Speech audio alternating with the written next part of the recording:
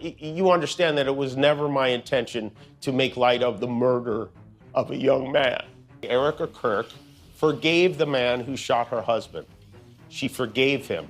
If you believe in the teachings of Jesus, as I do, there it was. That's it. A selfless act of grace, forgiveness from a grieving widow. It touched me deeply. And if there's anything we should take from this tragedy to carry forward, I hope it can be that. It was exuberant. People were very happy to be there. They were happy that the decision was made to restore him to the air. Jimmy was great. I think he handled it fantastically. I felt like he spoke from the heart. He was honest. Morality says when someone gets murdered, you don't laugh at them. So for Jimmy Kimmel to make a joke about Charlie Kirk being murdered, it's just not human decency.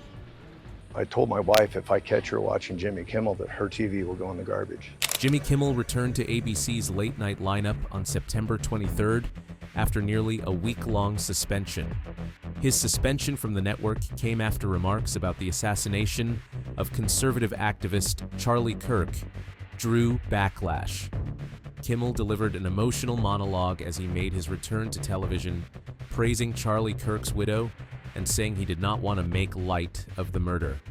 At times, Kimmel struggled to get the words out as he addressed the controversy before his live audience. I don't think what I have to say is going to make much of a difference. If you like me, you like me. If you don't, you don't. I have no illusions about changing anyone's mind. But I do want to make something clear because it's important to me as a human, and that is, you understand that it was never my intention to make light of the murder of a young man. I don't... And for those who think I did point a finger, I get why you're upset. If the situation was reversed, there's a good chance I'd have felt the same way. I have many friends and family members on the other side who I love and remain close to, even though we don't agree on politics at all. I don't think the murderer who shot Charlie Kirk represents anyone. This was a sick person who believed violence was a solution, and it isn't. Ever. I don't know if you saw this on Sunday. Erica Kirk forgave the man who shot her husband. She forgave him. That is an example we should follow. If you believe in the teachings of Jesus, as I do, there it was. That's it. A selfless act of grace, forgiveness from a grieving widow. It touched me deeply. And I hope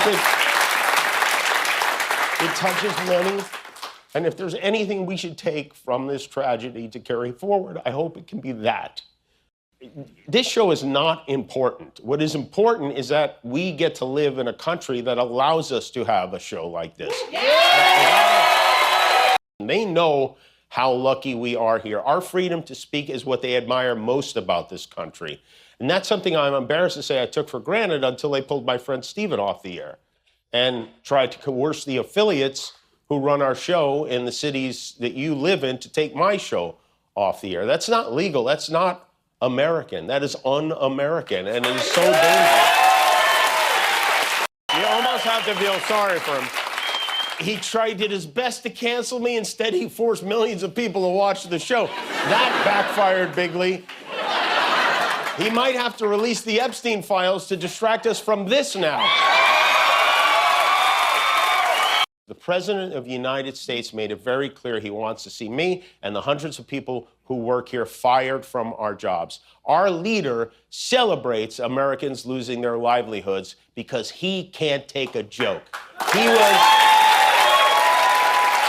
somehow able to squeeze Colbert out of CBS. Then he turned his sights on me, and now he's openly rooting for NBC to fire Jimmy Fallon and Seth Meyers and the hundreds of Americans who work for their shows who don't make millions of dollars. And I hope that if that happens, or if there's even any hint of that happening, you will be 10 times as loud as you were this week. We have to speak out against this. Welcome back to Jimmy Kimmel Live. We are still on the air in most of the country. Except, ironically, for Washington, D.C., where we have been preempted. We are off the air in Nashville, New Orleans, Portland, Oregon, Salt Lake City, and St. Louis, where none of my wife's family is able to watch the show tonight. So sorry, Aunt Sharon. Sorry, Aunt Maureen. You'll have to go to YouTube, I guess. The suspension sparked a standoff between Disney, which owns ABC, and some network affiliates that preempted the show. Disney decided to restore Kimmel to the air, defying pressure from U.S. President Donald Trump and his allies. Meanwhile, Trump criticized ABC for reinstating Kimmel and threatened possible legal action over the late-night host's return. He called Kimmel another arm of the Democratic National Committee and suggested ABC could face consequences for hosting him. Audience reactions were mixed, with applause from attendees but disappointment from some Charlie Kirk supporters. Netizens accused Kimmel of shedding crocodile tears as he mentioned Kirk's name only once during the monologue.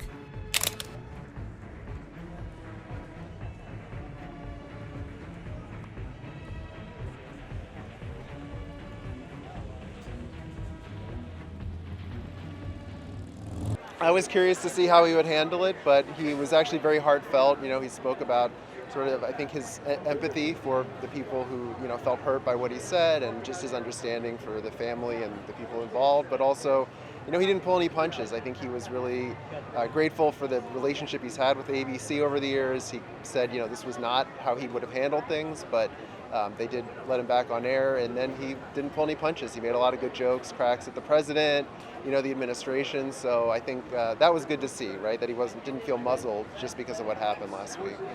Oh, it was exuberant. It was exuberant. People were very happy to be there.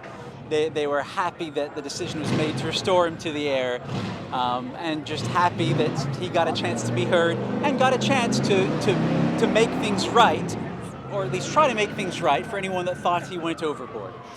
I thought it was incredible. I thought Jimmy was great. I think he handled it fantastically. I felt like he spoke from the heart. He was honest, and he said what we were all thinking.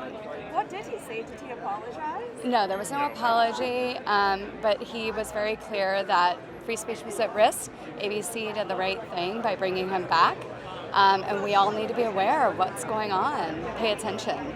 Oh my gosh, it was like electric. It was awesome. It was very cool to be in there, and it feels like a very historic night to be here. Yeah.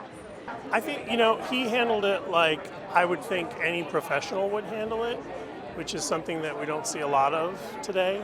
He was professional, heartfelt.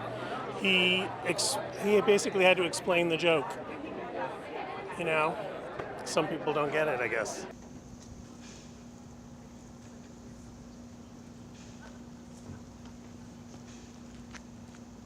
So it doesn't shock me. It was symbolic. They just kicked him off for a couple of days, and they're going to bring him back, and he can spew his crap. I don't care. Yeah, I've never watched him other than a few times. I couldn't tolerate him.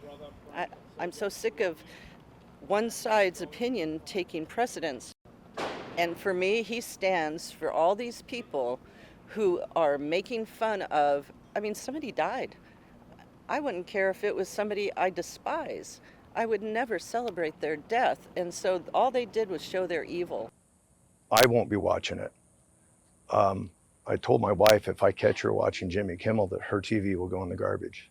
Because to me, all these left-wing people are what's causing a lot of this problem. Like Charlie did, let's have a discussion. We don't have to kill each other over this. Morality, right? Morality says when someone gets murdered, you don't laugh at them.